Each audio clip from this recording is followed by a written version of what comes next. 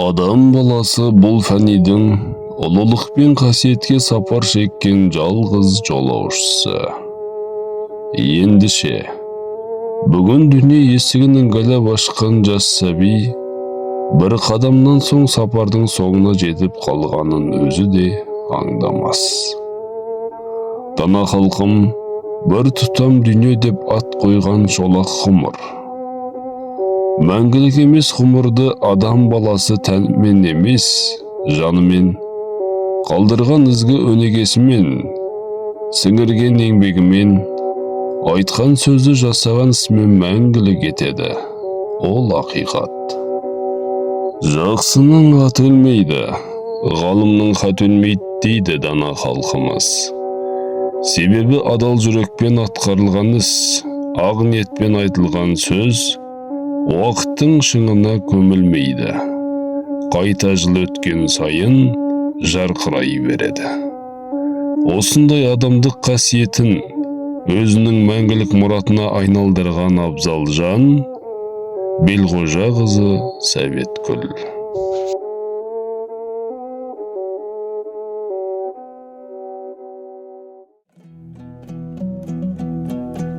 Сәбеткүл анамыз шексіз махаббаттың иесі, отбасының шуағы, елдің елеулі тірегі болған аяулы жан 1960 жылы Алматы облысы, Нарынқол ауданы, Текес ауылының тек дәулеті, Албан елі, Шүйке руынан тараған Елғожа атамыз бен Тоқан апамыздың отбасынан 5 перзенттен қыздың кенжесі болып дүниеге келді.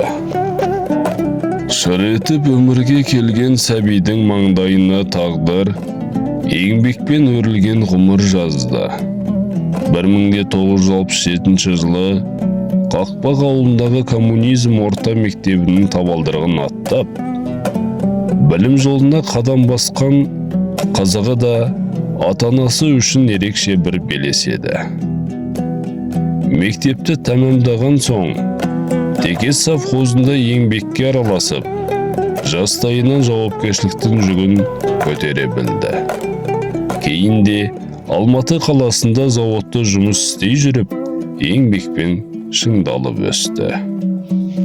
1981 жылы Иманқұлов ескермес Шамза ұлымен шаңырақ көтеріп, Көксай қой совхозында шопандарға арналған Адгон дүкенінде сатушы қызметін абыроймен атқарды.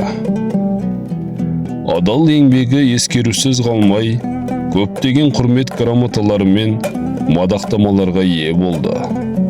Ел ішіндегі сауда-саттықтың шынайы майданында жүріп, әр үйдің жоқ-жітігін түгендеуді азаматтық парызы санады.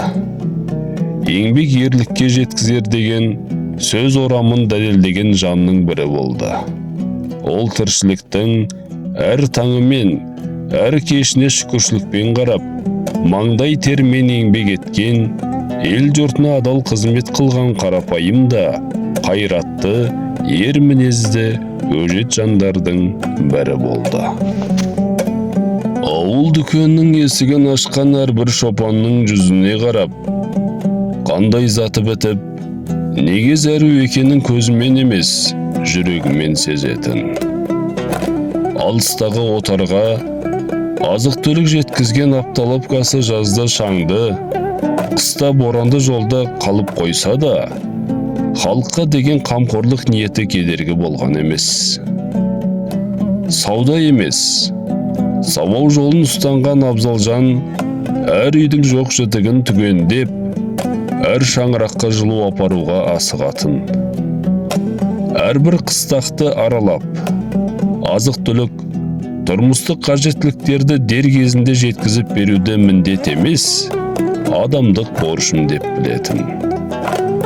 Шопандардың тұрмысын жүрекпен сезініп, көңілмен түгендейтін кең пейілді, жомарт жүректі жан еді.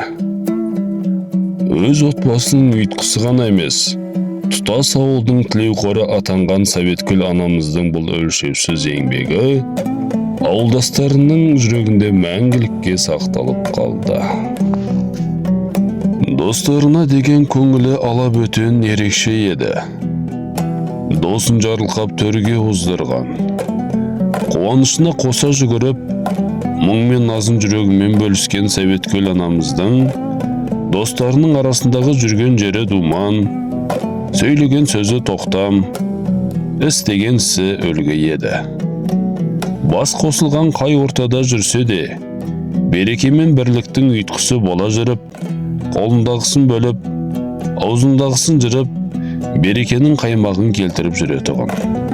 Сөйткен достары бүгінде құрбыларын сағына отырып, достығымыздың ұйытқысы бір өз еді. Сәветкүл арамыздан кеткелі, баста қоспайтын болдық қой деп, сол бір жарқын күндерді күрсіне еске алады. 1998 жылға дейін Саржаз есеп шаруашылығында қызмет етсе, кейін өзінің жеке кәсібін ашып, 35 жылдан астам уақыт бойы халыққа қалтықсыз қызмет көрсетті. Кейініректе заман ағысына ілесе жүріп, жаңашылдыққа бейімделді. Өз ауылынан халыққа қызмет көрсететін той залын ашты. Мен деген ер азаматтардың қолынан келе бермейтін ірі тірліктердің бел ортасында жүрген Сәветкүл анамыз күллі ауылдың асыраушысына айналғандай еді. Жақсының аты, ғалымның хаты өлмейді дейді халықтан алыға. Сәветкүл апаның артында қалған ұрпағы анасының ізгілікке толы ғұмырына сағынышпен тағзым етеді. Жолын жалғап, шырағын жаққан ұрпағы бақытпенен құралай ұстаздықтың ізгі жолына түсіп, түтінін түзетіп, ол қызын өсіріп отырған үлгілі әке, үлгілі ана.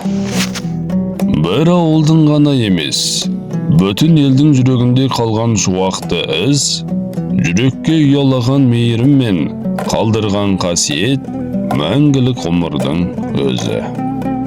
Адамның тірлігі бір күндік, жақсы ісі мың жылдық демекші, жылдар өтсе де, іздері өшпеген жақсы жанға бүгінгі бағышталар құран ниеттер, жақсы амалынан жалса екен лайым.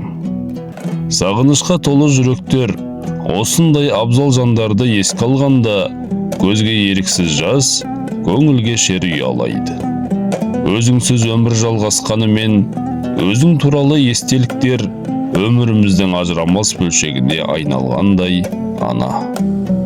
Рахымы мол жаратқан Аллам сені өз рахметіне бөліп, жатқан жерің жайлы, топырағың торқа, жаның жәннаттан болсын, аяулы ана.